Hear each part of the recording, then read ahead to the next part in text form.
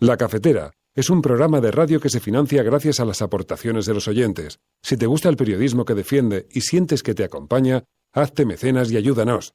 Infórmate en radiocable.com/mecenas. Hola Resistencia, soy Carmen Quintana o Carmen Nublo en Twitter y yo me he hecho mecenas de La Cafetera porque el periodismo independiente debe ser un compromiso social, al menos para mí, y porque en tiempos tan complejos como los actuales, debatir en comunidad y con este calorcito que transmite el programa es algo impagable. Yo te lo agradeceré eternamente, Fernando. Chao. Son las 8:30 de la mañana. Las 7:30 en la Casa Museo de José Saramago en Tías, Lanzarote. Buenos días, mundo. ¿Quieres un café? ¿Quieres un café?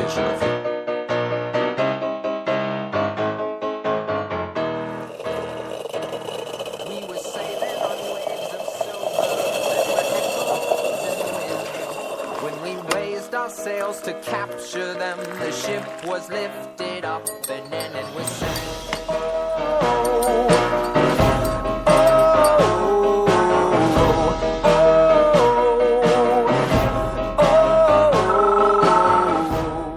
La Cafetera. Dirige Fernando Berlín. Hemos cumplido, el objetivo era, recuerdo, el 4,6. Y si tenemos en cuenta la incidencia de la ayuda financiera, conocida como ayuda financiera, entonces el cierre sería del 4,54. Lo que quiero decir es que desde hace 5 años en España no se hace ninguna reforma porque políticamente no se puede hacer ninguna reforma. Y después de haber pasado 5 años, pues seguimos teniendo una tasa de desempleo, una tasa de paro del 18%. Y por lo tanto necesitamos una segunda vuelta de la reforma laboral. La mayoría de gobierno, la situación de gobierno insuficiente queda bloqueada desgraciadamente por minorías muy dispares. Constituir una comisión de investigación sobre la corrupción del PP es una obligación de todas las personas que estamos aquí y que queremos defender la democracia en España. Porque es nuestra obligación defender antes que cualquier otro principio la democracia de sus principales enemigos. Es obligación de todos y de todas, incluidos los parlamentarios del Partido Popular, si quieren que deben de ser precisamente los más interesados en investigar la corrupción de su partido. Gracias a los votantes de Ciudadanos, España va a tener presupuestos. Gracias a 3,5 millones de personas que confiaron en un cambio sensato, en un cambio razonable, en un cambio útil para los españoles, hoy, paradójicamente, no es el bipartidismo ni los viejos partidos quienes son decisivos para sacar adelante los presupuestos, sino es Ciudadanos quien permite que este país se ponga en marcha. Después de varios meses de legislatura, a pesar de que ha habido leyes muy importantes como la ley de autónomos, la ley anticorrupción, la ley por una muerte digna que presentábamos esta semana, a pesar de esas iniciativas debo reconocerles que realmente esto es un impulso a esta legislatura.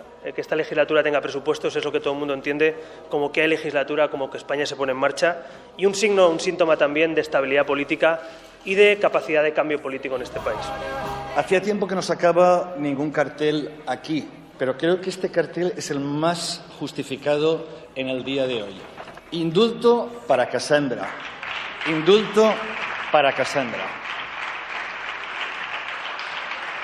Ha hablado usted, señora Becerril, en su informe de los derechos humanos. Creo que uno de los derechos humanos fundamentales es justamente el derecho a la libertad de expresión. Y por eso le pido que haga gestiones con el Gobierno para que este mismo viernes, sin tardar más, el Consejo de Ministros indulte a Casandra.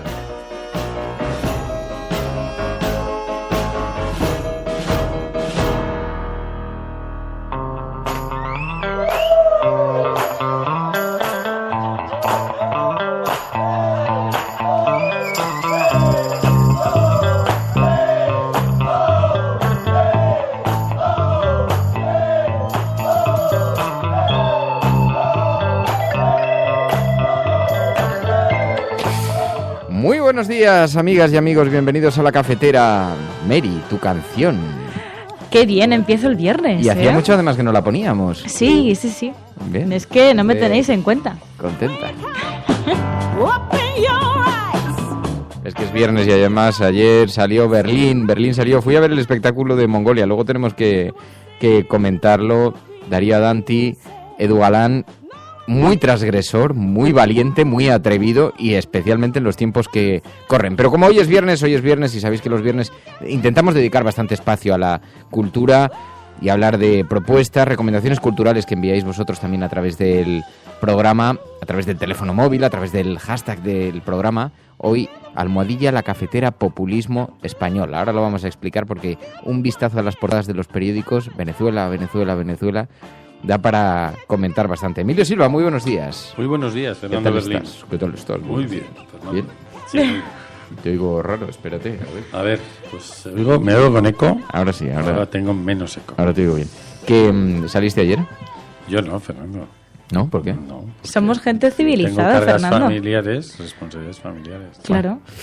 Dios, que vaya equipo, vaya lamentable. Todo, o sea, así vamos a hacer nosotros la revolución. No salí para dejarte sitio en Madrid. Bueno, Luke Ball, Eddie Musk, Estrella Molina, Gisas, Argantonio, Guy Bruce, Germán Lacasa, Martín Nasif, José Rama López, tantos y tantos amigos, David Sánchez, Bea, que se incorporan a esta hora, Efrem Millet, Bea, no sé si es mi amiga Betty, puede ser, y si no también eres mi amiga Betty. Sergio del Pozo, Letra Escarlata, tantas y tantas personas, Espeonza Aguirre, muy buenos días, Elena Noruega, Menudo Tiarro. Ahora, hoy es viernes, hoy te llevas un regalito.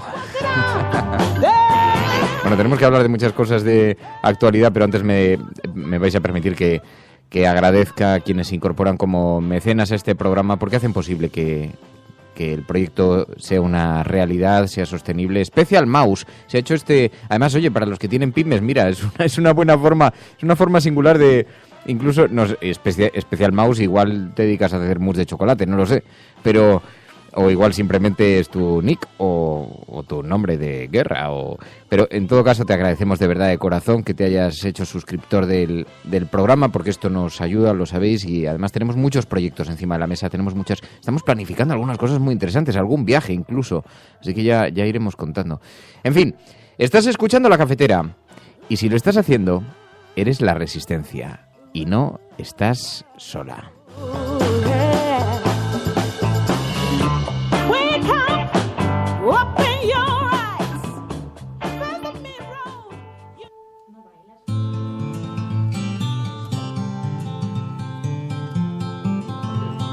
¿Cómo que no bailo? No te he entendido. ¿Qué? ¿Bailas? No. Que pones Fridonia y no bailas. Eso es un delito. Pero si no estabas bailando, tú tampoco. Yo sí estaba bailando, así, un poco. ¿Sí? Emilio, ¿tú bailas? Yo en la intimidad. Bueno, Espeonza Aguirre dice que sí, que a ella se le iban los pies, que iba bailando. Bueno, habíamos elegido este hashtag hoy para comentar el programa La Cafetera Populismo Español por varias razones. Tenemos que hablar muchas cosas, ¿eh? Vamos a hablar con Carles Campuzano. Bueno, hay quien le señala como el próximo portavoz de Convergencia Democrática, el desaparecido CiU. Y después, ¿sabéis? De la inhabilitación de OMS, pues muchos le señalan como el próximo portavoz, pero sobre todo ayer en el Congreso sabéis que se produjo en protesta precisamente por esta inhabilitación, diversos diputados decidieron levantarse y escenificar la salida del Pleno. Así que hablaremos con él para que nos explique también un poco en qué estado está la tensión en este momento. Pero os decía que hemos elegido este hashtag porque hoy las portadas de los periódicos son un retrato. Además es muy interesante porque hemos estado observando las portadas de los periódicos en otros países y solamente es un fenómeno español. Hoy tenemos a Nicolás Maduro en todas las portadas, a Venezuela en todas las portadas, la palabra golpe de Estado en todas las portadas. En el mundo un poquito menos, en una esquina, pero en el resto de los periódicos ocupa el tema central. Sin embargo, si nos vamos a la prensa británica, no es el tema central, nos vamos a la prensa francesa, no es el tema en absoluto central, algo en la italiana, pero marginal, pero periódicos norteamericanos, bueno, vamos a ver después con el cambio de hora que llegarán un poquito más tarde, pero por lo que estamos viendo es un fenómeno exclusivamente español. Y esto nos señala algo, nos dice algo. Primero, la forma en la que de pronto hemos utilizado o se ha escogido el tema de Venezuela. Tiene un objetivo muy concreto también, ¿no? Que está relacionado con colocar en el foco indirectamente a Podemos. Pero además de eso, ¿qué es lo que hay en Venezuela que haga tan atractivo el asunto para la prensa española? A mí esto me parece profundamente llamativo como reflexión, ¿no? Pero os lo digo. Dice el periódico ABC, Venezuela pide auxilio frente al golpe de Estado de Maduro. Dice el periódico ABC que el Tribunal Supremo toma los poderes de la Asamblea Nacional, suprime la inmunidad de los diputados y contempla la ley marcial. La oposición llama a la movilización y resistencia democrática, dice el periódico ABC en su portada. Maduro anula el Parlamento para consolidar su dictadura, dice el periódico El País. El régimen de Venezuela usa el Tribunal Supremo para incapacitar a la oposición. Capriles denuncia un golpe de Estado de los sucesores de Chávez, dice el periódico El País, que tiene un editorial hoy que, en efecto, lleva por título Golpe de Estado. También, en el periódico La Razón, Madurazo. Se ve unos manifestantes en un choque con la policía. El Supremo arrebata sus poderes a la Asamblea Nacional mientras el presidente del Parlamento pide al ejército que no siga callado frente a la ruptura de la Constitución. Y en el editorial también, golpe de Estado. Dice, soldados de la Guardia Nacional impiden el paso de un grupo de diputados opositores a la sede del Tribunal Supremo. Es también el titular de portada que nos encontramos en el periódico La Razón. Así que, en fin, la prensa española, de forma absolutamente concertada, lleva a su portada estos sucesos en Venezuela.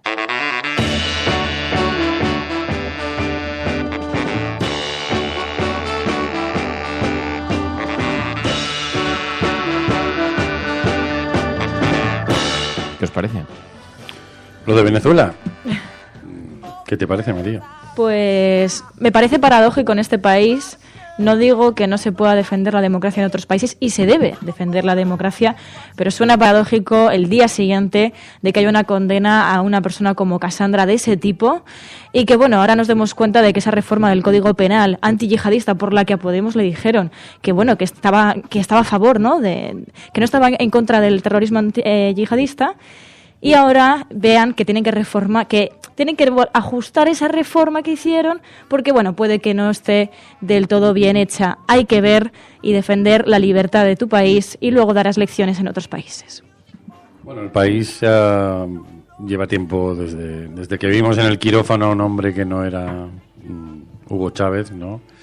Lleva tiempo disparando literalmente políticamente hacia Venezuela, no solo por los intereses que tienen que ver con lo interno en España y con respecto a Podemos. Habría que ver si un grupo de diputados de Podemos fueran al Tribunal Supremo, qué pasaría aquí, sino con una serie de calificativos que asocia a cosas que están previstas en la Constitución. Desde el momento en que Hugo Chávez propuso un cambio constitucional que le permitía volver a presentarse a unas elecciones más allá del plazo previsto, que es una cosa que ocurre en España, que un presidente se lo presenta 500 veces a unas elecciones, y ya por eso empezaron a llamarle dictadura a lo que ocurre en Venezuela. Y lo que ahora ocurre es un conflicto dentro del Parlamento, donde hay un grupo de diputados que han sido electos fraudulentamente, que tenían que haber salido del Parlamento venezolano, que están en desacato, y yo no digo que de una forma bastante nepotista. Nicolás Maduro ha hecho una jugada nombrando hace unos meses a unos miembros del Tribunal Supremo, o el Poder Judicial nombrado por los partidos políticos. Que contado desde aquí suena a broma, claro, vamos. ¿Quién se puede rasgar aquí las vestiduras, no? Y lo que ha hecho es una cosa que está prevista en su Constitución, ¿no? Que es un traslado. Evidentemente esto no favorece la independencia de poderes, pero creo que nosotros no somos nadie para dar lecciones de independencia de poderes a ningún sitio, ¿no? Y sobre todo a las democracias más avanzadas, entre las que supuestamente estamos. Y luego hay una expectativa de negocio, ¿no? Yo recuerdo un viaje que hizo Hugo Chávez a Madrid, que se fue con el presidente de Repsol por la Gran Vía haciendo trompos con el coche, y pararon al lado de la Casa del Libro, ¿no? Y a todos les pareció maravilloso, porque acababa de anunciar Venezuela que habían descubierto una superbolsa de petróleo y era el hombre más simpático del mundo, ¿no? Entonces, bueno, ahí se mezclan oportunidades de negocio y lo que hacen es poner el foco en un país que tiene un grave problema social, evidentemente. Yo tengo allí 2 tíos y posiblemente vivan aquí dentro de poco. Se emigraron, exiliaron de España en los 50, Pero hay un problema social que causa muchas muertes semanalmente. Desde hace muchos años, en el año 1986, el gran empresario Cisneros casó a su hija en Caracas y mientras él había llevado 1.500 invitados desde Europa en aviones que él había fletado, pues subieron unos céntimos el pan y mientras allí estaban celebrando Sauda 3.500 personas, de las colinas de Caracas estaban bajando miles de personas porque la subida de unos céntimos del precio del pan les imposibilitaba comprarlo, ¿no? Entonces hay un problema gravísimo de estructura social, ¿no? Sí, yo creo que, porque claro, el problema es la perspectiva tan sesgada que ofrecen los medios de comunicación, ¿no? Venezuela ha sido un país históricamente partido por unas diferencias sociales brutales. El Caracazo del año 89, hay que recordar que Hugo Chávez no llega hasta el año 98, es decir, 10 años después del Caracazo, en aquella bajada de las colinas precisamente, con un choque social brutal, en una población muy empobrecida. Claro que si lo miras y lo observas dentro del contexto latinoamericano, similar al choque, a la confrontación que hay en otros países latinoamericanos. Lo que pasa es que con una diferencia. Venezuela es un país enormemente rico por las posesiones petrolíferas, y a mí un altísimo cargo del gobierno español me dijo: mira, Fernando, no te equivoques, que ha sido un altísimo cargo del gobierno español, pero muy alto, lo más alto.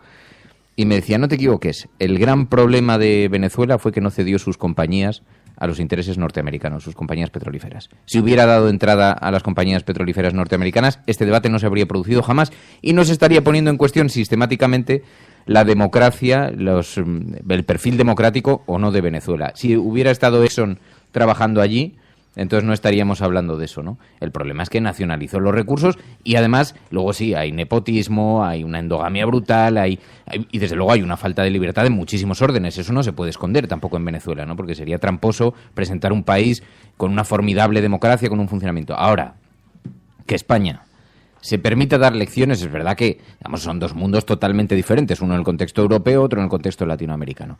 Pero con lo que vivimos aquí, como decía María, el día siguiente a conocer una sentencia en la que una persona podría ir a la cárcel durante un año por haber puesto un chiste sobre el dictador Carrero Blanco, y que nos permitamos dar lecciones sobre la salud democrática en el resto del mundo, en lugar de estar absolutamente escandalizados, como debería estar toda la clase política. Bueno, ayer el Partido Socialista, tuvimos ahí un pequeño cruce en Twitter, porque con esto de nadar y no mojar la ropa, con esto de soplar y sorber al mismo tiempo, el Partido Socialista intentando lanzar una mini crítica a la sentencia, pero no se atrevió a hacerla abiertamente, puso un tuit que decía: desde el respeto a las sentencias creemos que la condena a Casandra por unos chistes es muy discutible.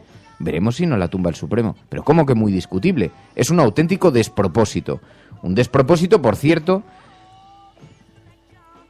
algo en lo que coinciden todas las organizaciones, incluidos organismos como Amnistía Internacional o como Naciones Unidas. Es que se ha puesto en cuestión esta forma de censura que se ha instalado en España en vía legislativa, ¿no? Bueno, el PSOE ha tenido que dar marcha atrás, ahora dice que quiere introducir modificaciones, que quiere introducir cambios, ¿no? Pero en fin, es una cosa absolutamente escandalosa. Dicho lo cual, lo que pasa en Venezuela es preocupante muchísimo, muchísimo, y afecta a miles de personas y a algunos españoles, Pero, hombre, todo en su justa medida.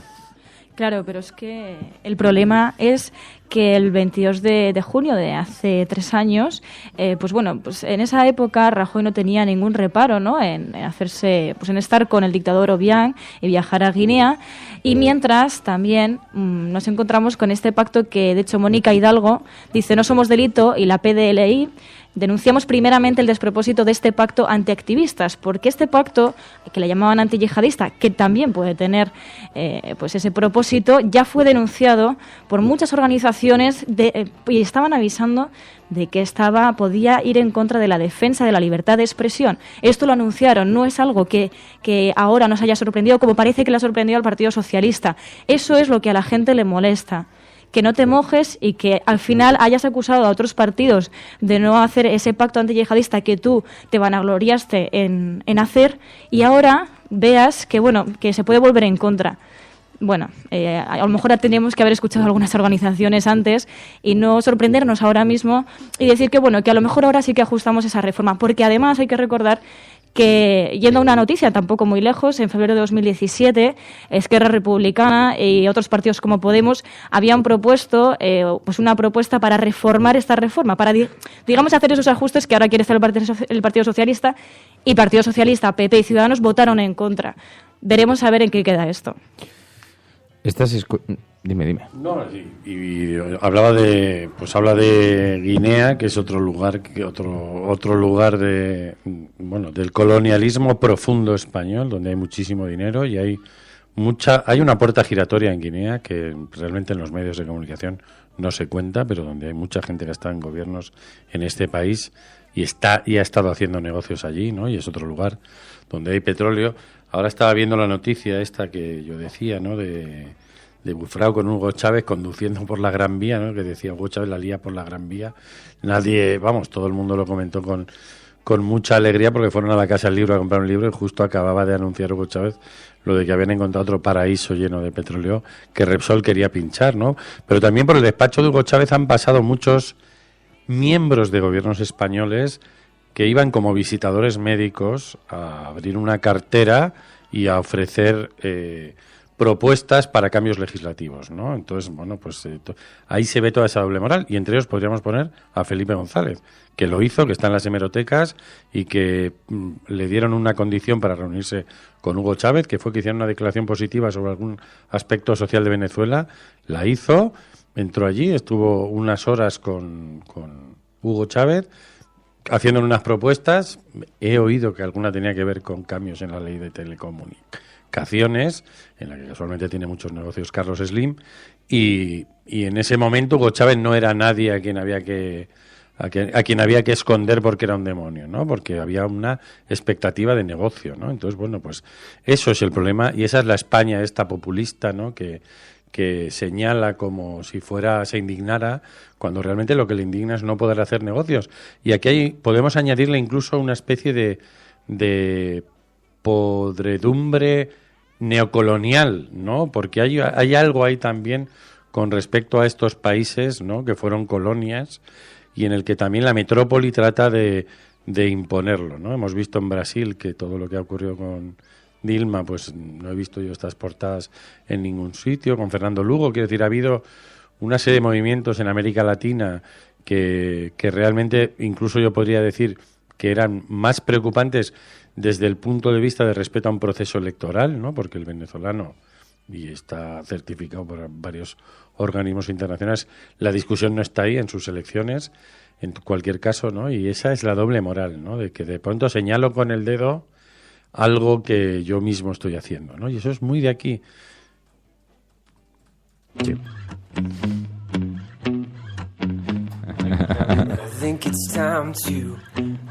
No, cuéntala.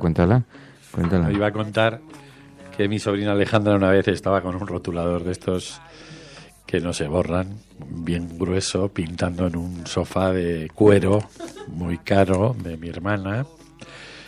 Y entonces de repente mi hermana pega un grito, mi sobrina suelta el rotulador, señala al perro y dice: ha sido Roy.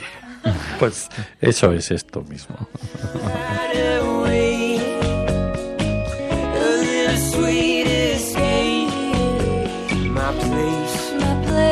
Your place, a little hideaway from what.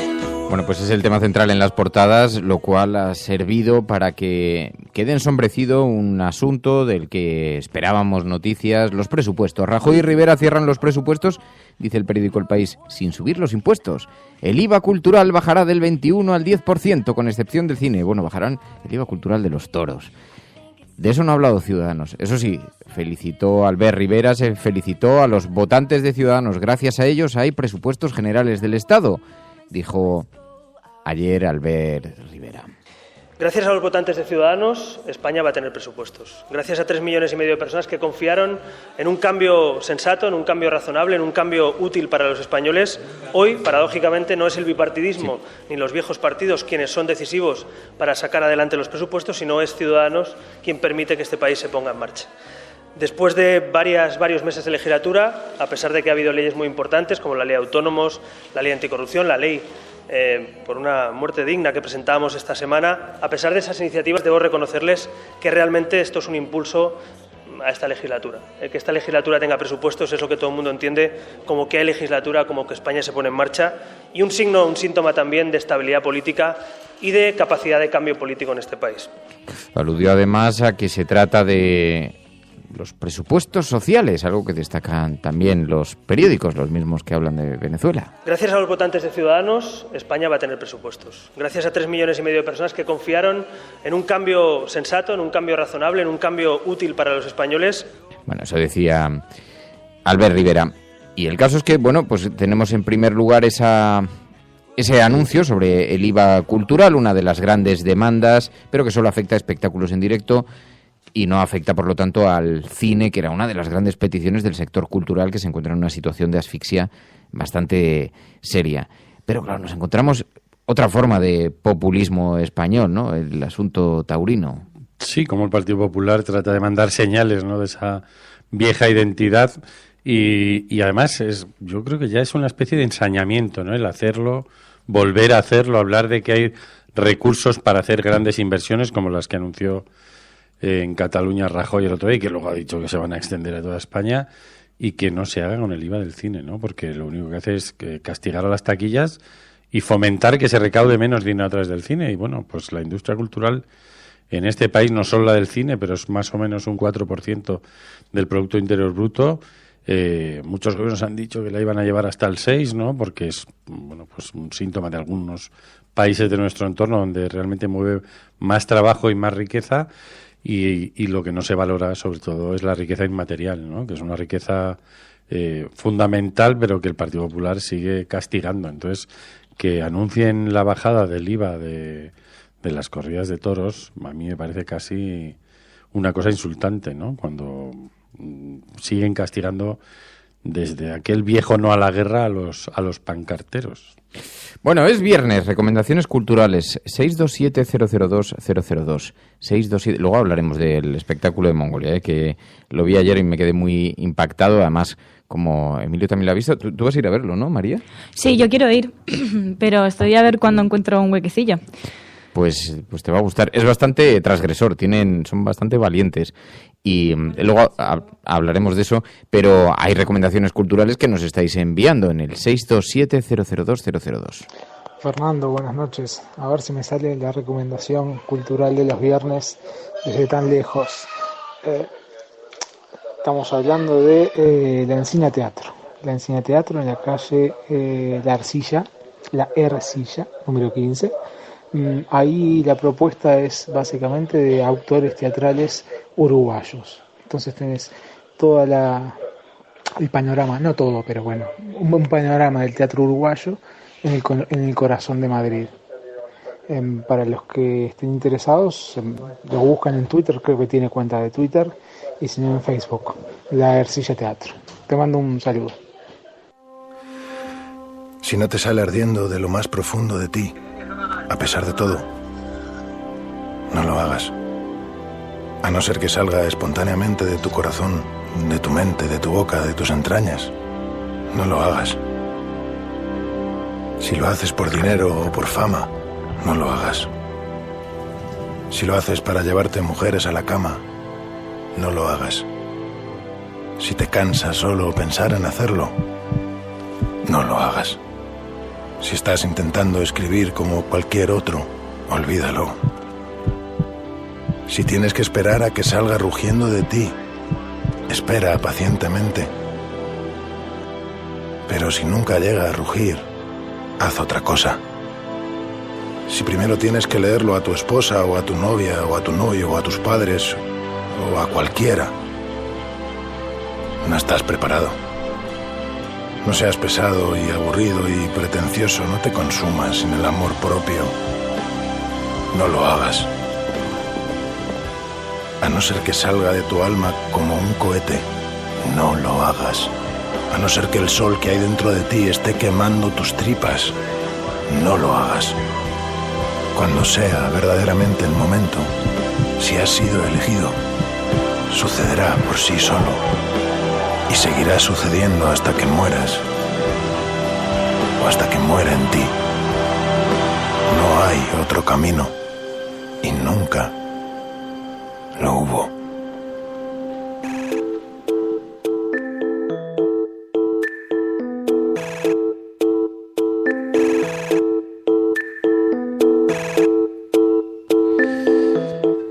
Carlos Campuzano, muy buenos días. Hola, buenos días. Bueno, ¿qué pasó ayer en el Congreso de los Diputados? Porque les vimos abandonando los escaños. ¿Qué es lo que sucedió?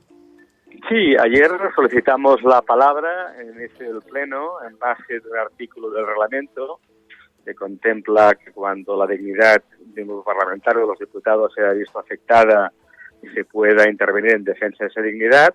Solicitamos la palabra y la interpretación estricta que hizo la mesa del Congreso no nos otorgó esa posibilidad de recordar, que es lo que pretendíamos hacer ayer, lo que había sucedido el miércoles, que era la ejecución de la sentencia sobre Francesc Homs, que tuvo que abandonar su escaño. Nos parecía un hecho inédito e inaudito. Es la primera vez que sucede un acontecimiento de estas características. No es un tema menor, no es un tema banal, tiene que ver con la representación, tiene que ver con la elección de los plenos de sus representantes, tiene que ver con la modificación de la composición de la Cámara, tiene que ver con echar de la política a uno de los dirigentes del proceso soberanista catalán. Todo ello era suficientemente relevante como para ayer haber abierto un debate en el Pleno del Congreso. La mesa interpretó que eso no era posible, decidimos abandonar los escaños y en solidaridad con nuestra actitud, cerca de 90 diputados de las confluencias de Podemos, de Esquerra Republicana, de Compromís y de Bildu, nos acompañaron en este gesto. Sí, vimos que en esa escenificación de queja se incorporaron también otros diputados. Hoy estábamos viendo en la prensa, vemos en las portadas de los periódicos, se habla de varapalo al independentismo. Vemos, por ejemplo, en la portada de La Razón, dice: el no a la independencia ya supera al sí por 4 puntos, según el CIS de la Generalitat. Esto me gustaría pedirte una valoración, Carlas. De entrada, ojalá estuviésemos ya en un referéndum, en una campaña de un referéndum, y legítimamente cada uno de los medios de comunicación marcase su línea editorial defendiendo sus posiciones, ¿no? Y los partidarios del no, pues fuesen capaces de convencer a más catalanes para darle un varapalo al independentismo. Por desgracia no estamos en esto. Estamos ahora en lo previo, ¿no? Estamos peleando, discutiendo, reclamando precisamente poder hacer celebrar ese referéndum.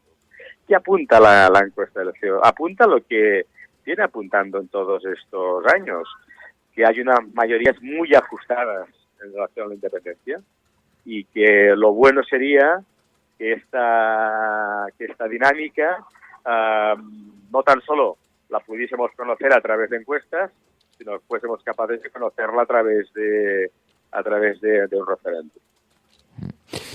También hablan de un varapalo de Merkel defendiendo ante Rajoy la integridad de los estados en la Unión Europea frente a los separatismos. Dice, y es verdad que en este momento nos encontramos como se están estableciendo paralelismos sistemáticamente entre la situación que vive Cataluña y el Brexit. Se pone como ejemplo para atacar al proceso. ¿Lo que está pasando con el Reino Unido perjudica al proceso o le beneficia? Yo creo que es bueno recordar que el catalanismo político históricamente y el actual soberanismo catalán han tenido siempre en su horizonte Europa, y que la patria de destino a la que aspiramos a construir es la patria europea. Y eso nos aleja muchísimo de los discursos y las posiciones del Brexit. Queremos desde Cataluña, desde nuestra sociedad, desde nuestro país, aportar a la construcción de ese gran país, de esa gran patria que está por construir, que es la patria europea. Y esa es una razón muy sólida y muy profunda que nos aleja de cualquier visión euroescéptica o antieuropea o de ese tipo. Alguna vez cuando hemos hablado aquí con Jordi Sánchez de la Asamblea Nacional Catalana, con algunas personas del mundo del independentismo catalán, nos decían, bueno, pero es que lo que no se observa por parte del gobierno es ningún paso en ninguna dirección, ninguna alternativa, simplemente silencio vacío. Pero sin embargo, en los últimos días hemos visto este gran anuncio de inversiones en Cataluña por 4.000 millones de euros de Mariano Rajoy. El anuncio de Mariano Rajoy en los 4.000 millones de euros, ¿no? Nos preguntábamos si esto forma, no sé si da la idea de si se está comprando el independentismo o se está vendiendo españolismo. Fíjese, yo tengo la sensación de que quienes asesoran al presidente del gobierno no conocen para nada a la realidad catalana y la psicología de la sociedad catalana. El aterrizaje de Rajoy con esa promesa produce una doble sensación. Para algunos hay un sentimiento parecido a tratarnos como los personajes de aquella película El bienvenido Mr. Marshall, tratarnos como a ciudadanos débiles que esperamos la llegada del jefe de la metrópolis que va a repartir dinero a mansalva, y no es eso. Y por otro lado, y ahí hay la inmensa mayoría, ¿no? La gente tiene la sensación que las promesas de inversiones, por ejemplo, en cercanías de Barcelona o cercanías de Tarragona, de los grandes agujeros negros de los servicios públicos en Cataluña, o la lentitud exasperante y ridícula con la que se está desarrollando el proyecto del corredor mediterráneo, hace que las promesas de Rajoy no sean para nada creíbles. Ahí la sociedad catalana, al margen o no, a la independencia, de que apueste por la independencia, en estas cuestiones lo que espera no son palabras, no son promesas, sino son ejecución de obras, proyectos concretos a desarrollar, etcétera, después de tantísimos años de desinversión en estos servicios públicos. ¿Qué va a pasar ahora? ¿Cuáles son los siguientes pasos? ¿En relación a? En relación al proceso. Bueno, yo creo que está más o menos anunciado. Por un lado, el Pacto Nacional por el Referéndum va a insistir en las próximas semanas en la necesidad del referéndum. El gobierno no va a renunciar, ni las instituciones catalanas van a renunciar a la posibilidad de un acuerdo con el Estado en esta materia. Creo que nunca vamos a cerrar esta opción de acuerdo, y en paralelo el gobierno, el Parlamento, discutirá en las próximas semanas los marcos legales correspondientes que deben de hacer posible ese referéndum, y en eso estamos. Por cierto, que muchas voces apuntan ahora que tras la inhabilitación de Homs y su salida como portavoz parlamentario, muchos te señalan a ti, Carlas, como posible portavoz parlamentario. ¿Va a ser así? Bueno, hay que tener un poco de paciencia. En las próximas horas todo esto se va a tener que resolver, y entonces ya podremos, no en especulaciones, sino en los hechos, pues hacer las valoraciones que proponga. Tengamos un punto de paciencia. Bueno, pues con paciencia o sin ella, en todo caso es verdad que en los mentideros de la corte, en los callejones oscuros, se señala a Carlos Campuzano como el posible nuevo portavoz del Partido Demócrata Catalán. Veremos a ver, en todo caso, cuando efectivamente los trámites y todo eso confirmen o no este asunto. Carlos Campuzano, te agradezco muchísimo, como siempre, que nos hayas atendido. Muy buenos días y mucha suerte. A vosotros. Gracias. Buenos días. Gracias, hasta luego. Adiós.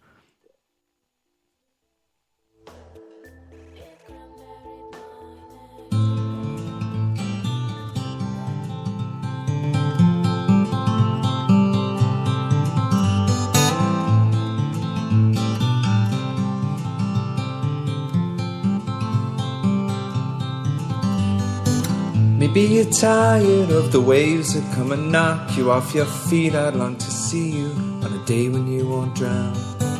The constant dragging and deceit your hands been tied and Ojo la resistencia. Recomendaciones resistentes culturales para este fin de semana. Lamento el centralismo, pero son en Madrid. En primer lugar, en el CEIP Cervantes, en Cuatro Caminos, hay una exposición sobre el maestro Ángel Llorca, uno de los maestros emblemáticos en tiempos de la República, y precisamente el domingo hacen unos cuentacuentos celebrando el día de Andersen. El sábado en el cementerio del Este hay una reivindicación por los represaliados por el franquismo de 12 a 1:30.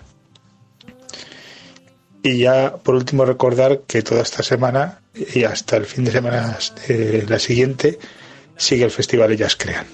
Un saludo, Resistencia. Muchísimas gracias, Pedro Quintana, con esas recomendaciones culturales, que por cierto también nos llegaba alguna recomendación de Álvaro Coll. Nos contaba una historia, la historia de su abuelo. Hola Fernando, hola Emilio, hola María y hola a toda la Resistencia. A petición de varios resistentes voy a contaros una historia porque me han dicho que podría encajar en una especie de cuéntaselo a Emilio, en la que podríamos hablar de historias de republicanos o de la memoria histórica. Y es que cuando mi bisabuelo murió, mi abuelo y mi padre le metieron la bandera republicana debajo del cuerpo dentro del ataúd. Y como era juez del Tribunal de las Aguas de Valencia, estaban obligados a levantar el ataúd en alto y llevarlo así en procesión por todo el pueblo. Mi padre y mi abuelo se pegaban codazos mientras todos pasaban y por lo bajito se decían: si supieran todos estos fachas que están levantando la bandera republicana. Pues nada, he prometido que lo contaría y ahí queda. Pues la sección es una idea formidable. Cuéntaselo a Emilio. Parece un poco la batallita del abuelo, pero a mí me interesan mucho historias como esa, ¿no? Sobre todo porque en el fondo eso era un secreto, ¿no? Y como todas estas historias siguen escondidas. El otro día estaba con un hombre que me dibujó una especie de calabaza en una servilleta, o sea, la silueta de una calabaza, y me dijo: ¿esto qué es? Esto es algo que llevaba tatuado mi abuelo en el brazo. ¿Tú sabes lo que es? Y evidentemente yo no tenía ni idea. Y es el tatuaje que se hizo su abuelo para taparse un audio y un martillo. Entonces le hicieron ahí un pegote en el brazo, ¿no? Pero esa bandera escondida, quiero decir, toda esta historia es toda la historia de un país, ¿no? Que todavía está en buen aporte por contar. Incluso la de Ángel Llorca, que hablaban de esa exposición que había en Madrid, ¿no? Y de la Institución Libre de Enseñanza, que fue un lugar mágico. Yo estuve ayer precisamente con la hija de 2 profesores de la Institución Libre de Enseñanza. Y bueno, pues si este país tiene algo de moderno, allá donde esté, en buena parte se lo debe a la gente como Ángel Llorca, ¿no? Que realmente construyeron un sistema educativo pues que estaba rompiendo con la España medieval.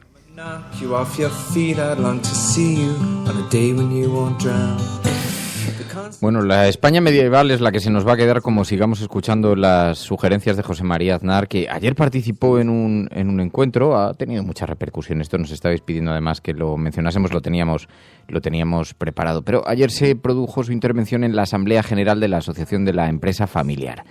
Y entonces allí José María Aznar, además de quejarse, pidió combatir el secesionismo catalán con la lógica de la democracia, dijo, pero también añadió: necesitamos una segunda reforma laboral. Y por eso digo que como alguien escuche sus recomendaciones, terminamos en la Edad Media, pero vamos, a velocidad de crucero. Lo que quiero decir es que desde hace 5 años en España no se hace ninguna reforma porque políticamente no se puede hacer ninguna reforma. Y después de haber pasado 5 años, pues seguimos teniendo una tasa de desempleo, una tasa de paro del 18%. Y por lo tanto necesitamos una segunda vuelta de la reforma laboral. La mayoría de gobierno, la situación de gobierno insuficiente queda bloqueada, desgraciadamente, por minorías muy dispares. Bueno, José María Aznar pidiendo esa segunda reforma laboral. Dice que no se han hecho reformas en España. No sabemos dónde ha estado José María Aznar en estos últimos años. Pero, en fin, el caso es que ha habido una enorme polémica en torno a esas palabras. Yo sí sé dónde ha estado. ¿Dónde ha estado? Yo le he estado siguiendo. ¿Dónde ha estado? De lejos, pero siguiendo vía hemeroteca. Pues ha estado recorriendo, sobre todo América Latina, pidiendo lo que está pidiendo aquí. Flexibilidad, sí, lo mismo. Ese mismo discurso, ¿no? De que el que va a salir fuerte de la crisis es el que más flexibilice el mercado laboral, vendiendo ese discurso, subiendo y bajando por América Latina vendiendo ese mismo discurso exactamente. Sí, bueno, pues si no habéis tenido suficiente, José María Aznar, no os preocupéis que en la España Cañí, la cafetera Populismo Español, la próxima visita que anuncia Bertín Osborne en su programa es la de José María Aznar, que acudirá al programa de Bertín Osborne y no sabemos qué plato va a preparar, pero estamos convencidos de que va a ser muy comentado después. José María Aznar mostrando su mejor rostro junto a un Bertín Osborne que también estamos convencidos de que dará lo mejor de sí para contentar a su invitado.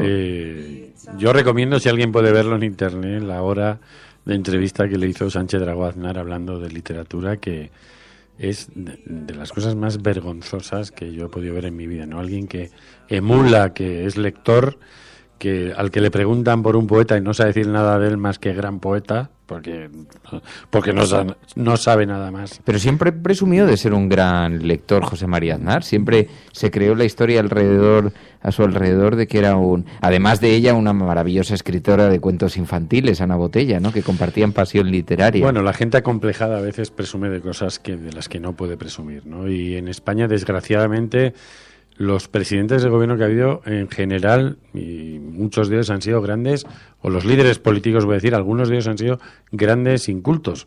En el libro El cura y los mandarinos de Gregorio Morán se explica, desde que Suárez le confesó, porque él ha hecho una de las grandes biografías de Suárez, que jamás había leído una novela en su vida, hasta, por ejemplo, que Santiago Carrillo tenía como su gran ídolo cinematográfico a Luis de Funes, ¿no? El de Fantomas, quiero decir, cosas que...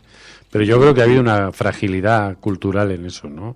Y a veces se han creado leyendas. Un día recitó un poema de Machado Alfonso Guerra en el Congreso y ya le trataron toda la vida de experto machadiano, ¿no? Porque dijo unas letras de una canción de Serrat.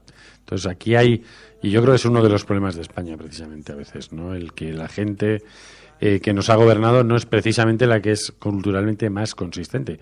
Y en el caso de Aznar, bueno, en este programa era absolutamente ridículo, ¿no? Ver cómo una persona que no tiene ninguna hondura cultural se pasa una hora en televisión española tratando de fingir que realmente es alguien que ha leído, ¿no? Y realmente yo creo que... Pues mira, lo voy a recuperar porque yo, sin embargo, sí tenía la creencia de que José María Aznar era un lector empedernido y que dedicaba parte de su ocio y su tiempo libre. No, a ver, tampoco me sorprende porque generacionalmente no me sorprende. Yo te diré, a mí después de que José Luis Rodríguez Zapatero un día en un encuentro que tuvimos me recomendó leer Mater Dolorosa de José Álvarez Junco, que es un libro de 1200 páginas, o sea, que es una cosa bestial, que cuando llegué a las 300 le puse un mensaje diciendo, oiga, no tiene una recomendación más asequible, pero a veces es verdad. Y yo he visto a Felipe González, cuando yo te he contado eso, que se puso de pie y se puso a recitarme un poema de Miguel Hernández.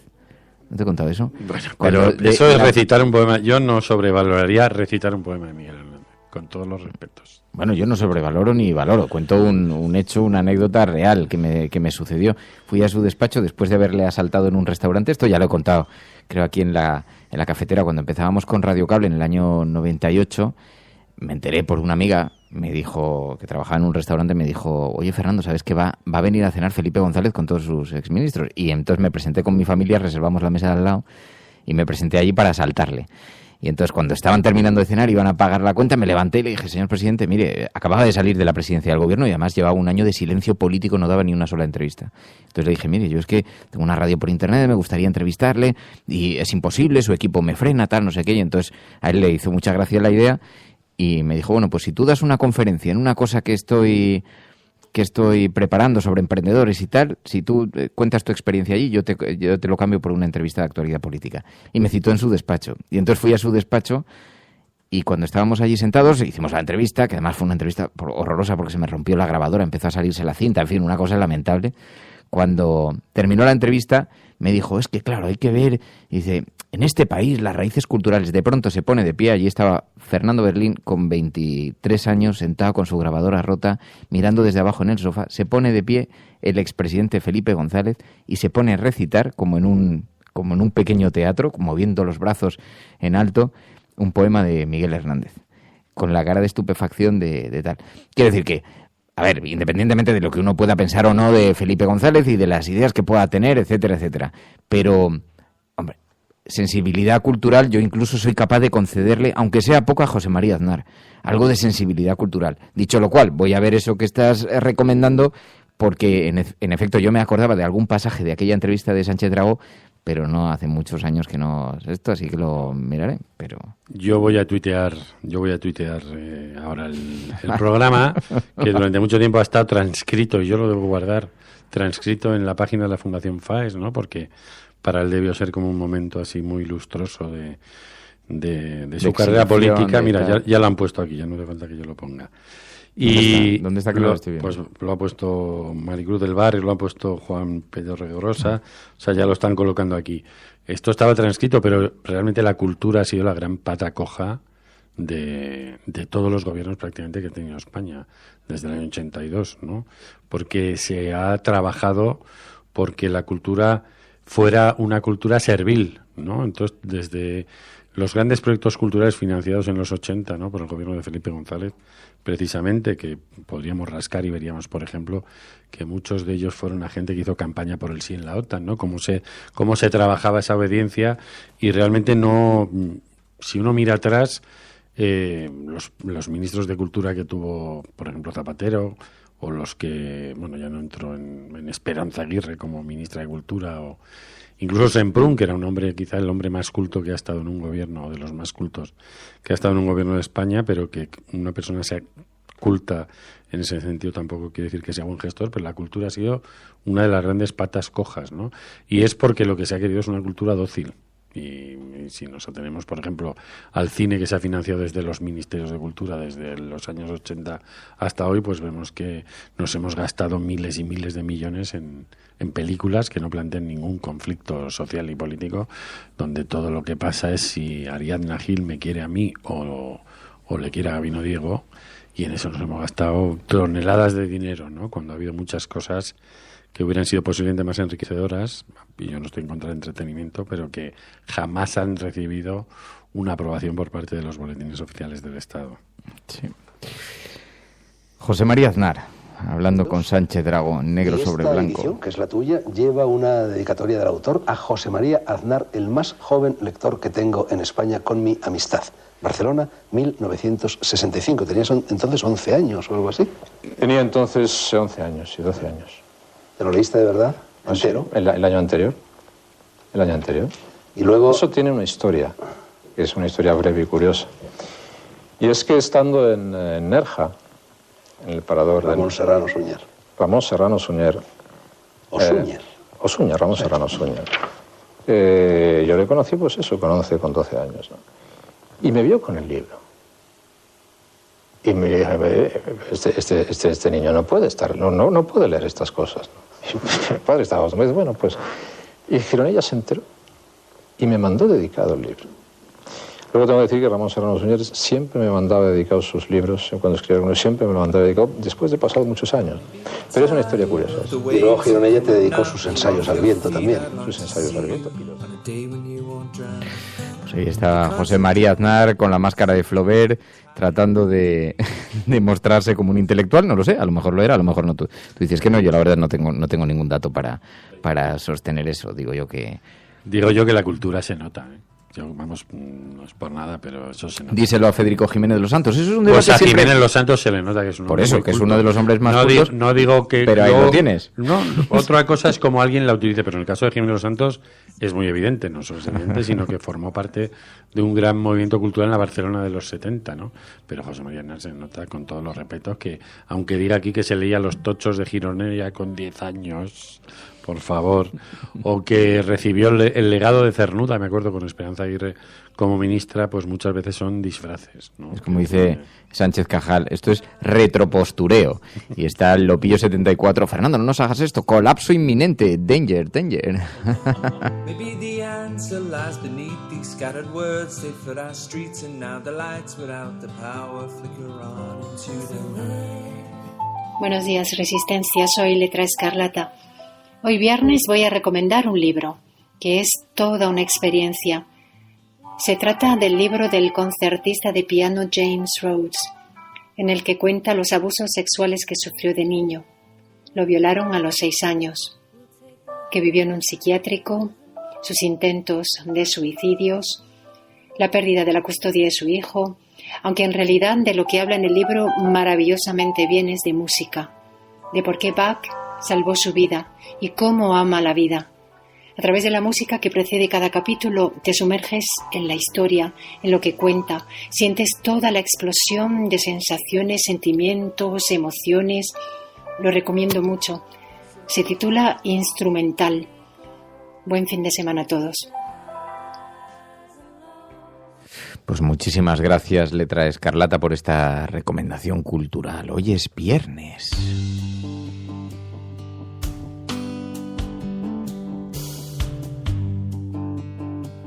Por cierto, no queremos dejar de lado, porque nos escribe Juan Borovio un mensaje a través de Internet. Nos habla de la situación en Perú. Están viviendo una situación extremadamente crítica, y están pidiendo ayuda que podéis canalizar a través de las organizaciones no gubernamentales. Juan Borovio nos dejaba este mensaje. Buenos días, cafeteras y cafeteros.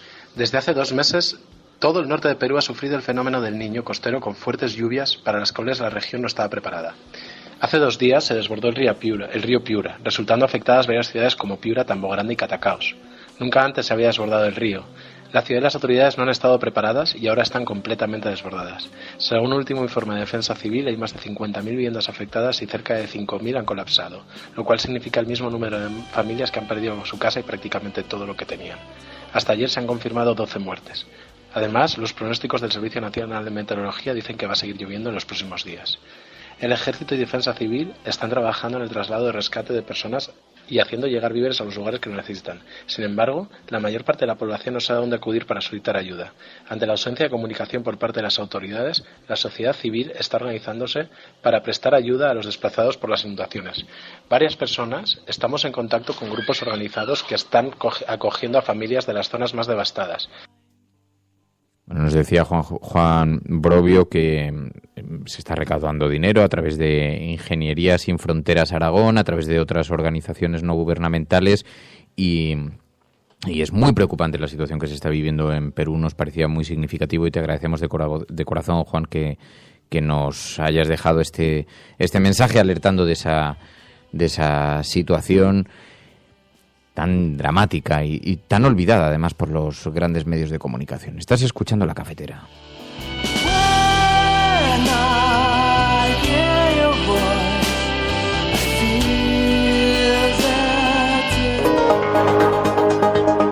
Secessionist parties in Catalonia have wasted no time following the reconvening. Vamos a esta hora con información de último minuto. A esta hora en España, el ex vicepresidente del gobierno... En España finaliza el recuento de votos en los comicios municipales y autonómicos con una participación del 64%. Rodrigo Rato is under investigation for money laundering. Italien qui avait mis en place à l'époque la opération Mare Nostrum. Migrants, including a pregnant woman. Depuis le début de l'année, près de 1000... Y como cada semana ya está por aquí Pilar de la Peña. Muy buenos días. Hola, buenos días a todos. Para acercarnos la imagen que proyecta España a través de los medios de comunicación internacionales, la forma en la que recogen noticias sobre nuestro país. Estos días, claro, obviamente ha tenido mucho protagonismo Susana Díaz. Bueno, no demasiado, ¿no? Bueno, podríamos decir relativa, ¿no? Es decir, no ha tenido una excesiva repercusión, digamos, el anuncio de su candidatura, pero sí han sido medios bastante importantes y bastante reconocidos los que se han hecho eco de ellos, ¿no? Por ejemplo, el Financial Times, el Washington Post, la agencia Reuters, que luego a través de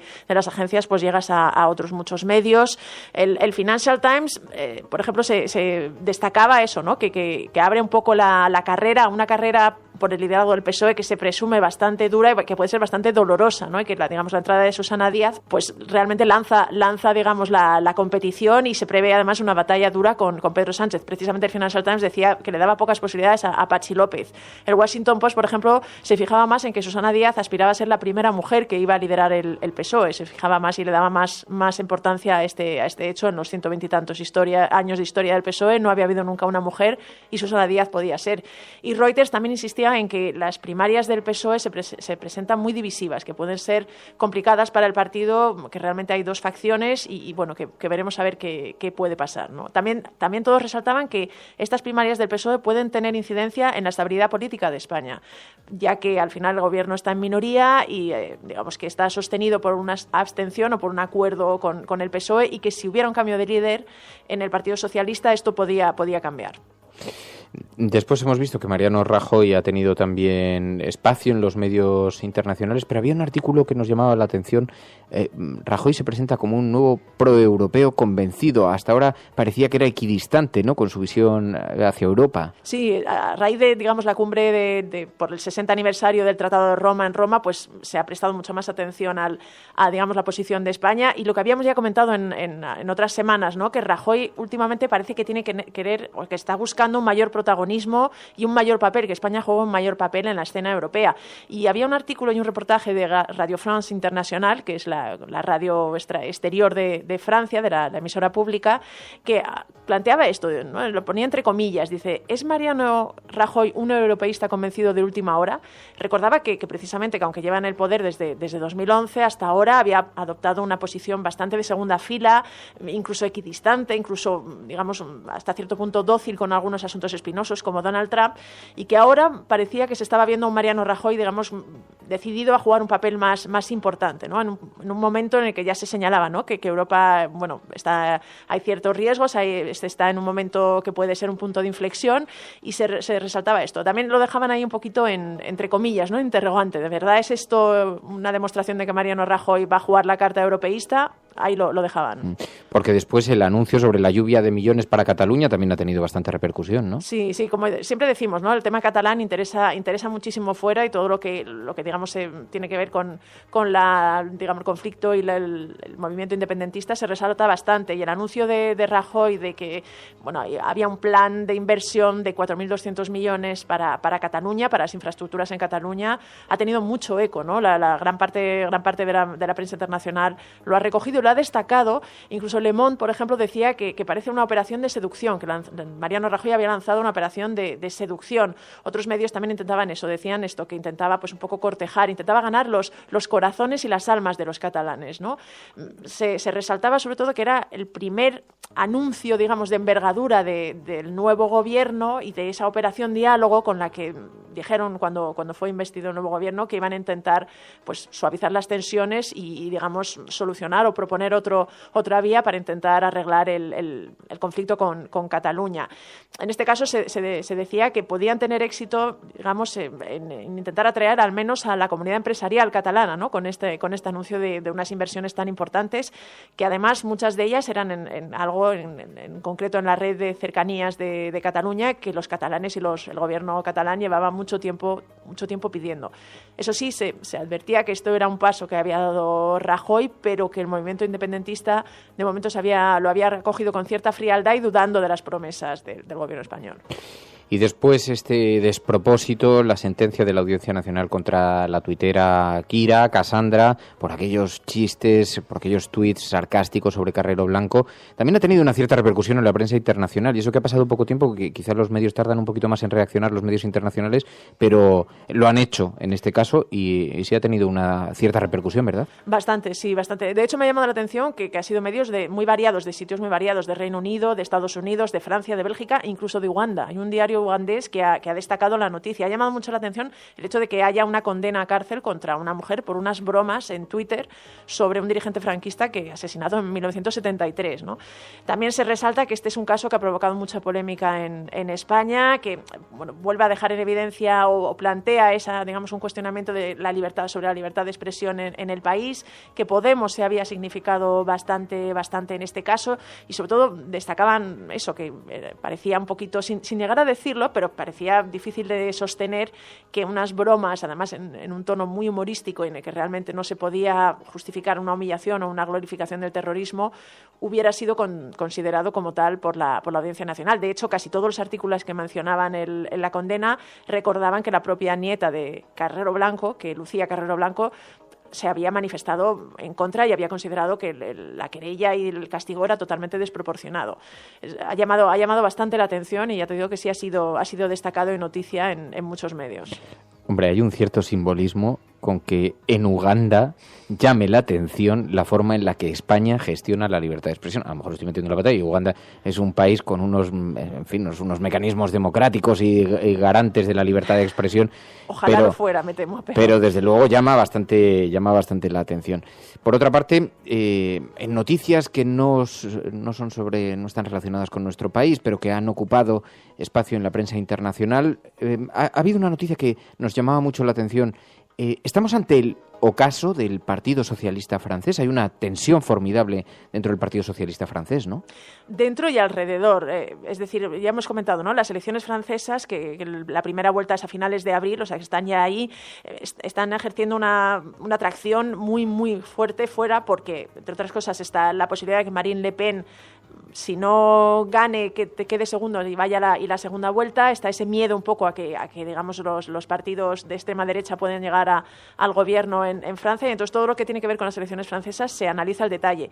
Y en estos días se ha conocido el apoyo del que era el primer ministro, de Manuel Valls, a la candidatura de Emmanuel Macron, que es un poco considerado el centrista, en detrimento del líder del Partido Socialista, que había sido elegido en primarias, precisamente contra Valls, y que precisamente es señalado como un candidato mucho más de izquierdas, pero quizá más gris, ¿no? Y con menos posibilidades de destacar en esta batalla que está bastante enconada.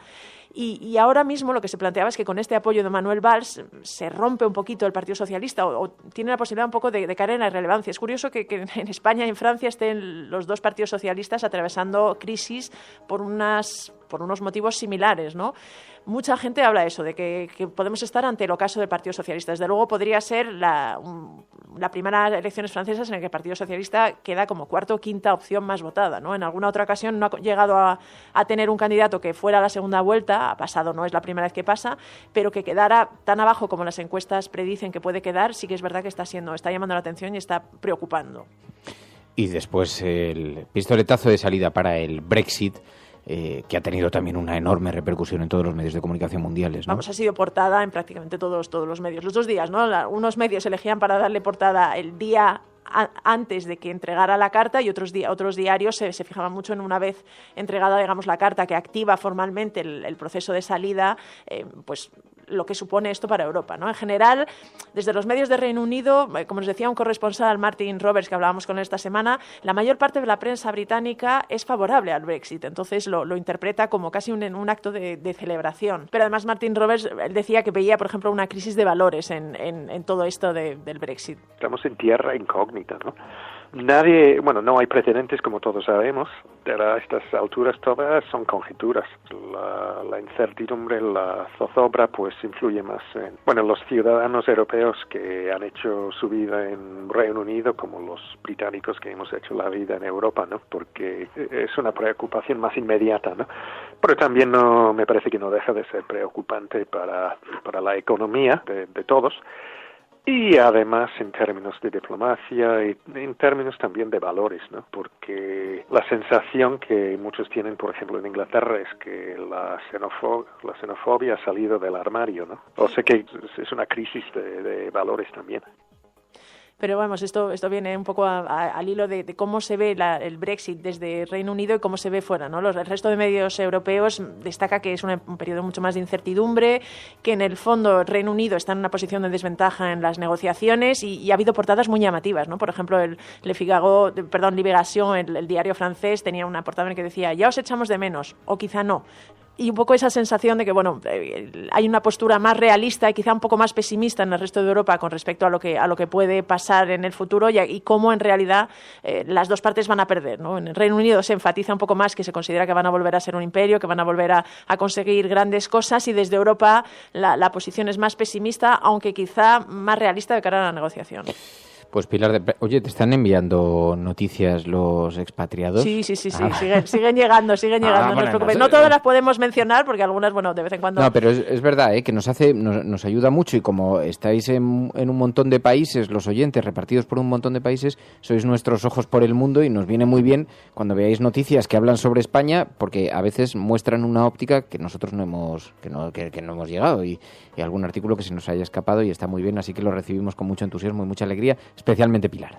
Desde luego. Especialmente Pai. Muchísimas gracias, Pai. Hasta la próxima. Estás escuchando La Cafetera. From this day forward, it's going to be only America first. America first. Hemos hecho historia.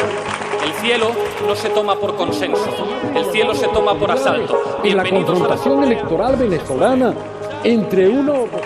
Yes, we can. Yes, we did. Bueno, yo creo en la democracia y por tanto yo creo... No, hombre, no era instructora. No, hombre, no. Es que no tienes ni idea. El enemigo es Daesh, el terrorismo yihadista. Dice Elena Noruega, dice que por qué no hemos llamado nunca a Pérez Reverte, dice, es por miedo a que os insulte o os pegue. Claro, que le vi ayer. Es que ayer estaba en el espectáculo de la revista Mongolia, estaba justamente sentado detrás. Bueno, de hecho, yo es que llegué tarde porque venía de Más Vale Tarde y no llegué a las 8:30, llegué a menos cuarto. Y entonces, efectivamente, más vale tarde que nunca. Y entonces, pues llegué un poquito tarde a la sala y tuve que entrar ahí ya con la obra empezando, que es la típica cosa horrorosa que no se debe hacer nunca.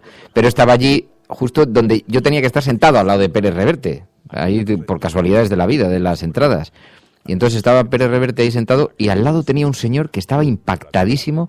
Esta es la típica intimidad que seguro que se enfada porque lo cuente, pero yo pues parecía su suegro o parecía alguien así, o un amigo de la familia, un señor muy bien vestido, muy trajeado, con su chaleco, con bien anudada la corbata y con una barbita muy bien recortada, y estaba escandalizado por todo lo que estaba escuchando, con una cara de malos amigos, de mal momento, terrorífica. Y sin embargo, Pérez Reverte estaba partiéndose de risa con la obra de Mongolia. Pero bueno, este no era el objeto, luego hablamos de eso, hablamos de Mongolia, del espectáculo de Mongolia, el musical. Pero porque con esta sintonía distinguimos las noticias de la agenda de la cafetera, que son noticias sobre las que queréis que coloquemos el foco porque tienen relevancia, pero sin embargo por alguna razón, que cualquiera diría ¿por qué?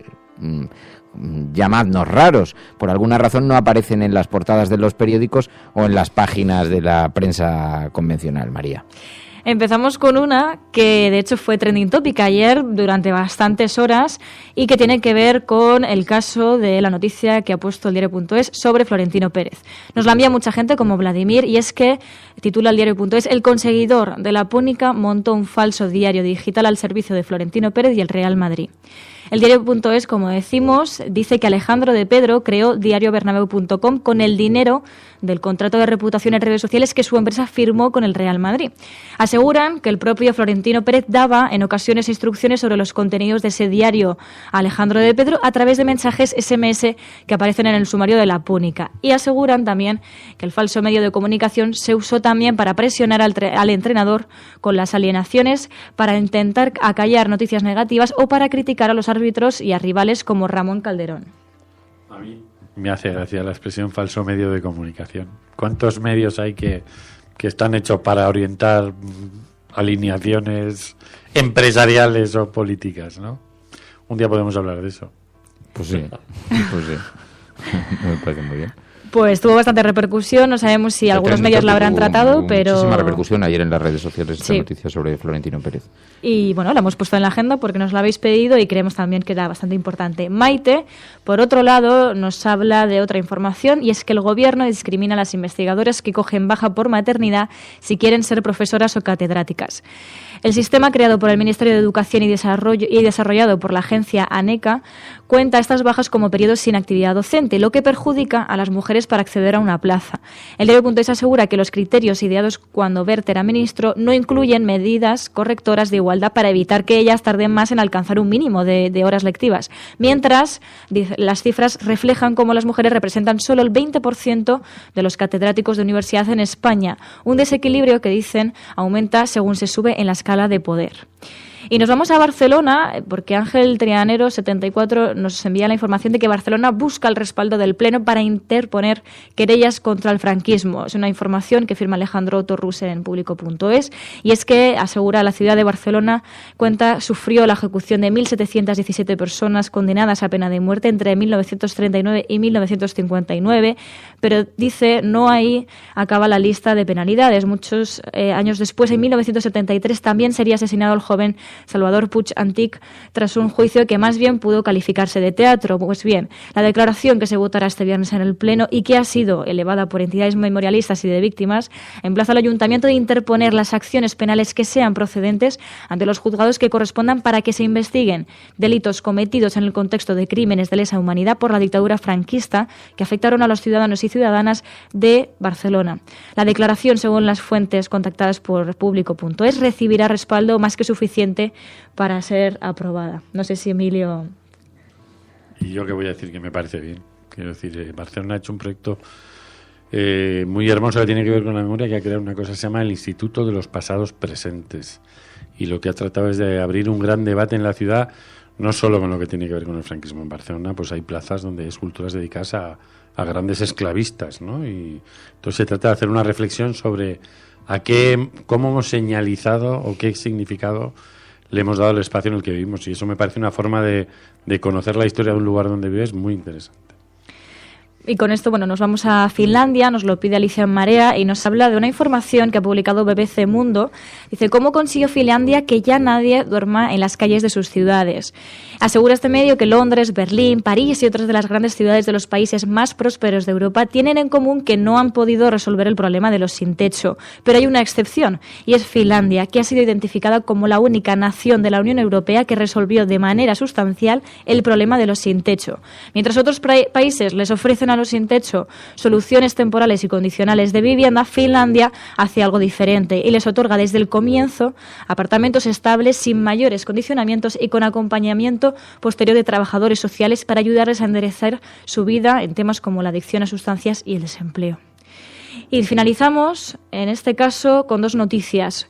Una es la que nos habéis hecho llegar, de que este jueves llegaron a España 21 refugiados sirios y aún quedan, recordamos, 15.812 por acoger. Lo cuenta Infolibre, que asegura que este grupo llegó este jueves al aeropuerto de Adolfo Suárez, Madrid-Barajas, procedente de Turquía, para ser acogidos en España como parte del programa de reasentamiento del Gobierno.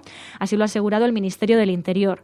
Con ellos, el número de solicitantes de protección internacional acogidos por España como cuota, la cuota exigida asciende a 1.188, de los más de 17.000 que decimos debe acoger, de los cuales 878 lo han sido vía reubicación y 310 vía reasentamiento. Y terminamos con lo que nos envía Galgo Callejero, que asegura que el número de refugiados por la guerra en Siria supera ya los 5 millones, pero dice, parece no importarle a nadie. Nos envía la información de 20minutos.es de que los 6 años de guerra civil en Siria dejan ya más de 5 millones de refugiados en los países vecinos, de los que casi 3 millones se encuentran en Turquía, según los últimos datos de ACNUR, y el 47,6% son menores de edad.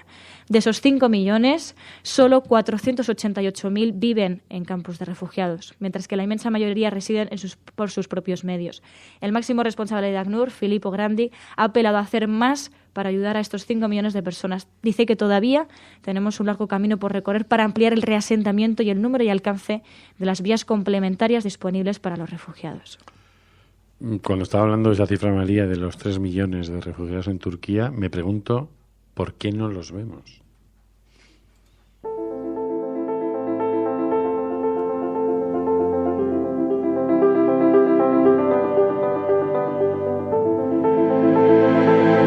Sí, han desaparecido, ¿no? Es como si de pronto de los medios de comunicación, el debate político, es como si los hubieran sacado de en medio para que no molesten, ¿no?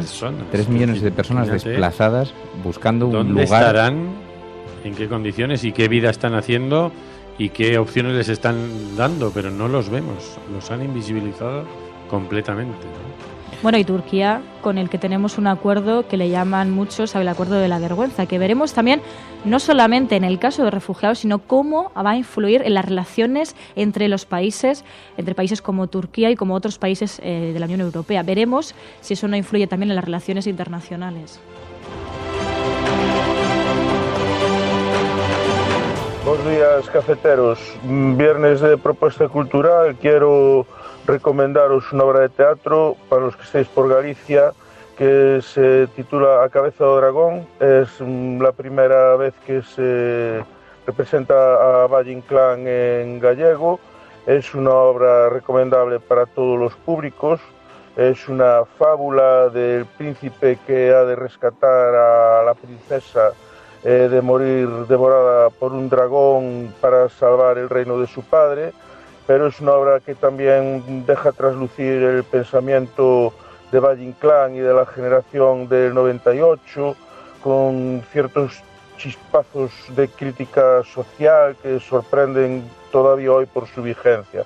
La obra se representa hoy, viernes 31, en el Pazo da Cultura de Carballo, mañana sábado 1 en el Centro Cultural y Juvenil de Muros, pero bueno, sigue de gira por Galicia e incluso algunos puntos de Portugal, y podéis informaros de más fechas en el Facebook de A Cabeza do Dragón. Moitas gracias, saúde. Muchísimas gracias a ti por esa recomendación cultural en Galicia, esta obra de Valle Inclán. Y por cierto, teníamos 2 entradas, es decir, una pareja, 2 amigos, 2 amigas, son 2 entradas que nos ofrecían vía Enrique Quesada, con la mediación de Enrique Quesada, Isabel Berrendero. 2 entradas para los teatros Luchana, para una obra de teatro que se llama La tentación de vivir. Se representa esta noche, se representa los viernes en el Teatro Luchana, pero hay 2 entradas a nombre de alguien de este programa, de algún oyente, pero necesitamos improvisar un concurso. No, has colapsado, Emilio. O simplemente el primero que deje un mensaje de WhatsApp, no sé, igual es más fácil eso que ahora. No, se va a colapsar el WhatsApp de pronto. Venga, un mensaje en Twitter, con el hashtag del programa, almohadilla, la cafetera populismo español. Podemos poner que pongan ejemplos del populismo español, que usan el hashtag para eso, y entre esos casos vemos cuál es el más rotundo, ¿no? Venga, parece? Pues almohadilla, la cafetera populismo español. Almohadilla, la cafetera populismo español. Tenemos 2 entradas para regalar para esta representación, para esta obra de teatro esta tarde, La tentación de vivir, en los teatros Luchana. Y oye, que es un regalo que hacen a los oyentes de la cafetera, pues aprovechad. Almohadilla, la cafetera populismo español, en Twitter, a ver qué hay. Español.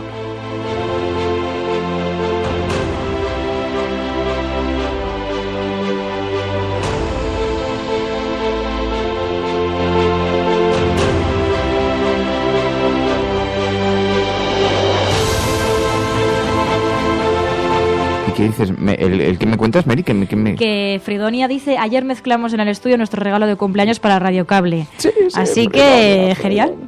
Sí. Tenemos muchas ganas de escucharlo.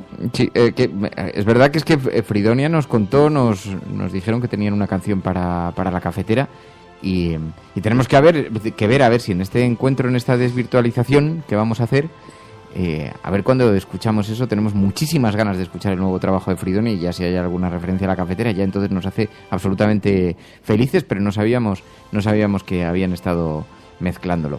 Bueno, la cafetera, populismo español. Elegimos al ganador vía Twitter y le ponemos un mensaje y lo damos a conocer para que, en fin, va a ser un sorteo un poco así a dedo. Transparencia. Sí, pero bueno, lo haremos en público. Claro, dice, solo si vives en Madrid. Me temo, Hardy, que en este caso, pero ahora por ponerte simpático te voy a poner yo un regalito. No, pero no. Me temo. ¿Tú también eres de los disidentes de la sintonía o qué? No, bueno, no. ¿A ti te gusta? No, yo quería hacer un comentario. A ti te encanta tenis, seguro. ¿No te gusta a ti? Sí, Emilio? Me está saliendo un tupé ahora mismo en la frente. Ay, espérate, que se están alineando aquí. Están haciendo equipito. Hardy Useful y Emilio Silva. Lo que es una radio diferente. Normal que tengo aquí unos sacos terreros, perdón. A ver, el de los sacos. Yo quería hacer un comentario, porque antes, cuando ha salido el mensaje de Álvaro Coy, he dicho yo lo de las batallitas del abuelo, así como irónicamente me refería a mí con lo del abuelo, porque yo he estado en varios trabajos donde me han llamado el nono, trabajando sobre todo con argentinos. No lo decía por lo que le ha contado, sino que incluso a mí me parece que si me cuenta más cosas, a mí por supuesto que me... Yo te había entendido. Es que además esa anécdota es brutal. Todas me esas historias. Increíble. Sí. Pero sí se había entendido que... Bueno, yo por si da mosca, que lo he dicho así como tal, pero estaba hablando irónicamente de mí. Pero vamos, tampoco creo que me merezca esta canción como... No hagas equipito, como penitencia. De verdad que recuerda que yo tengo el control de los micrófonos aquí bajo mis dedos poderosos. Bueno, la cafetera Populismo Español. Nos vamos a marchar, pero antes dejadme, eso sí, que haga una pequeña referencia, porque además, Emilio, tú que la has visto también, la obra de Darío Adanti y de Edu Galán, el musical de Mongolia, que son muy cachondos porque dicen, luego no es un musical, es una obra de teatro. Dice, pero bueno, también se le llama democracia a lo que tenemos aquí y no pasa nada. Pero... Es un tremendo tuit. Es alucinante. Yo cuando salíamos digo, pero vamos, vosotros estáis esperando de cabeza a los representantes de la Audiencia Nacional, lo estáis pidiendo a gritos en pleno teatro. Pero tiene mucha gracia, son muy transgresores, os podéis imaginar, hablan de la monarquía, de la Casa Real, personaje por personaje, van y en fin, sobre sus aficiones, sus inclinaciones, sus declinaciones, esto es lo que se refiere a la Casa Real. Pero tampoco desveléis mucho. No, eso no, ahí la forma es más, sabemos quiénes son los miembros de esa familia, pero a mí en algún momento yo, igual por esta cosa que tengo yo pacata, pero incluso me sentí incómodo. No, o sea, por la transgresión realmente, ¿no? Pero eso también me parece interesante, ¿no? Donde hay cosas que a mí me... De todas formas, ayer después comentándolo con ellos, en este país nos estamos volviendo completamente locos con las reticencias hacia la transgresión y el humor, ¿no? El teatro ha sido históricamente transgresión. Hay referencias culturales en el mundo del teatro históricas desde el inicio de los tiempos que han transgredido contra los poderosos, contra lo establecido, contra lo socialmente aceptado, y nunca habíamos llegado al límite que estamos llegando después de ver lo de Cassandra de ayer, pero incluso contra lo políticamente correcto, ¿no? Es decir, lo políticamente correcto está bien en los márgenes del discurso social, pero en los márgenes del humor, de la transgresión, lo políticamente correcto es nefasto, y eso incluye chistes sobre asuntos que nos parecerían escandalosos por cualquier razón, pero se puede bromear sobre todo, ¿no? Sobre todo cuando además ellos hacen una reflexión, y no desvelo mucho más, pero hacen una reflexión en la que tienen mucha razón, ¿no? Bromean sobre gente que sufre, por ejemplo, y hacen una broma que entonces se oyen algunas risas nerviosas, como dices tú, Emilio, ¿no? De gente que dice, oh, joder, macho. Y dicen ellos, si queréis poner el hormiguero, a lo mejor preferís ir allí de público. Y es verdad que tenemos una cosa que es como, no, es que hay ciertas cosas sobre las que no se puede bromear, y contestan ellos diciendo, ¿pero creéis que lo ha oído el ofendido? Pero es que el humor era eso, ¿no? El humor era transgredir lo que... O sea, conseguir decir algo que no es políticamente correcto, porque por eso es el humor. Yo creo que hay que atender sobre todo al contexto. Si vivimos en un mundo sin contexto, no vamos a llegar a nada. Incluso el periodismo debería ser eso. Sí, pero lo del contexto es importantísimo, es verdad, lo dijiste ayer, María, y en Twitter el contexto ha desaparecido. Entonces se coge una línea aislada de 140 caracteres, se coloca en un contexto totalmente diferente, como el día de hoy, el día en que son juzgados, y de pronto te olvidas del momento en que fue escrito, del resto de los mensajes que lo acompañaban, del debate público que había en ese momento. Y es una descontextualización tan absolutamente salvaje, está sacado fuera de lugar completamente, y sin embargo ahí nos encontramos con que eso se convierte en un procedimiento judicial, ¿no? Bueno, es una cosa increíble. Hay gente que está contextualizando lo de Aznar aquí con algunas imágenes gloriosas. La suya del Cid, que eso sí que es transgresión, ¿no? Con la cara además que tiene mirando a cámara de que se lo cree en cierto sentido, porque él sí cree que restauró España, por decirlo así. Hay otra que le está echando vino casi por la cabeza a ese gran periodista que se llama Miguel Ángel Rodríguez, ¿no? Y que tanto hizo por él en la primera campaña de Aznar para ser presidente de Castilla y León, y que por eso lo convirtió en su periodista de cámara. Pero quiero decir, Twitter también permite, y en eso el hashtag tiene un sentido, ¿no? Que es que un comentario no se quede ahí, ¿no? Y eso es más poliédrico, el hecho de que, bueno, pues van llegando cosas como esta viñeta que estoy viendo aquí del último mono, que sale un español que no tiene cara, y dice, como español hace tiempo que se me cayó la cara de vergüenza. Bueno, pero no hay que olvidar que en lo que llaman la posverdad influye mucho cosas sacadas de contexto. Coger una frase de un político o incluso pues inventarte luego también frases, ¿no? Pero puedes sacar una frase de una persona y se puede convertir en un asesino, en una persona que haga apología del terrorismo, y con eso se ha jugado incluso en campañas electorales en este país. Por eso digo que el contexto es tan importante, porque si perdemos el contexto, perdemos la forma de conocer el mundo. Yo es que no sé si creo en la posverdad, pero un día podemos hablar de eso. Yo creo que es la mentira de toda la vida. Exacto, sí. Yo creo que eso es, y el rumor, la maledicencia, quiero decir, el alguien que transgrede precisamente, pues estar ahí creándolo, convirtiéndolo en los pueblos, en los barrios, convirtiéndolo en alguien que os asustáis de la posverdad y llevamos, ¿cuántos años lleva imprimiéndose La Razón? O el periódico a veces con algunas portadas, en fin. Bueno, nos vamos a marchar. No tenemos ganador todavía, a ver, pero es que nadie quiere ir al teatro. Que ponga un mensaje directo con el hashtag almohadilla, la cafetera, populismo español, alguien que esté en Madrid, que le apetezca ir al teatro esta tarde y en nombre de la resistencia cafetera. Que me piden que me moje con el jingle. Yo soy neutral. No, Mary, no. Tú no eres neutral. Tú estás en mi bando, punto. Tienes que estar en mi bando. Neutral. No, o sea, ¿me vais a dejar solo? Bueno. No me disgusta. Pues eso. A ver si simplemente es que le has cogido cariño, ¿no? Claro por el roce o...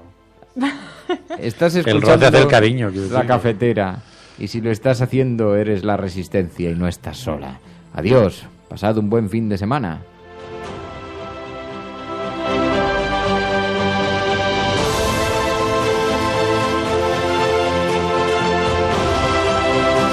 La Cafetera es un programa de radio que se financia gracias a las aportaciones de los oyentes. Si te gusta el periodismo que defiende y sientes que te acompaña, hazte mecenas y ayúdanos. Infórmate en radiocable.com/mecenas. Hola, equipo de La Cafetera. Os mando un saludo para deciros también que desde hace unas semanas escucho el programa todos los días. Lo tengo que escuchar, lógicamente, del día anterior. Lo hago camino del trabajo, cuando voy andando por el Retiro. Y nada, pues deciros que el artífice de este enganche al programa ha sido mi hija Inés, que os escucha todos los días desde Helsinki y me ha insistido que buscara el programa porque me iba a gustar y era interesante. Nada, y espero que mi aportación pues sirva para mantener una información real y veraz, en contraste con lo que nos encontramos todos los días en los medios de comunicación, tan parciales y defensores de la mano que les da de comer. Un cordial saludo, Marisa. Un abrazo, Marisa. Y nada, y deciros también que me suscribí ayer pues para formar parte del equipo.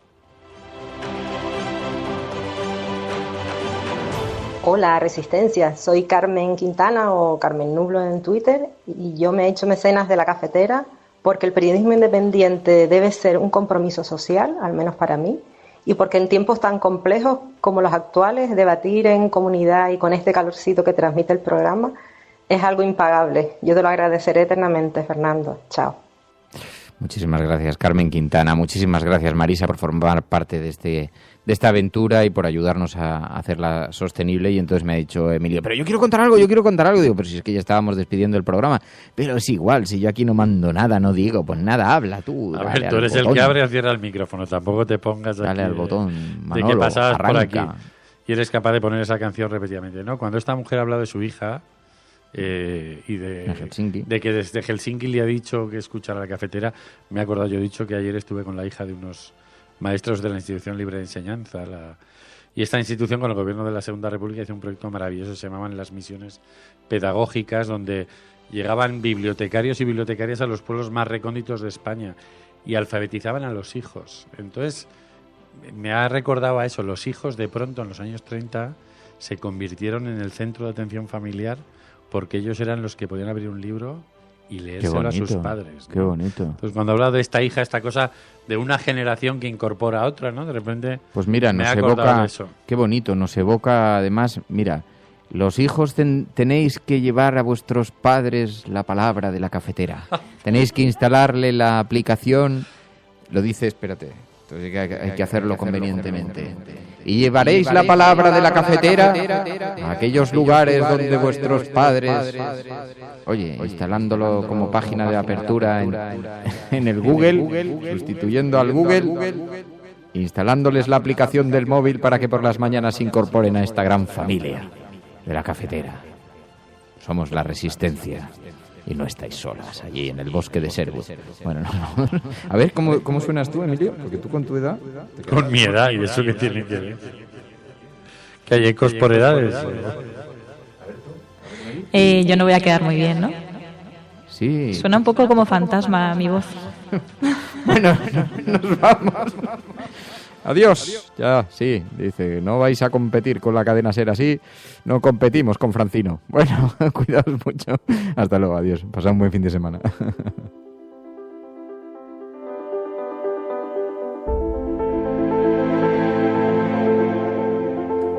Que también si queréis algo más serio tenéis la COPE, tampoco nos podemos...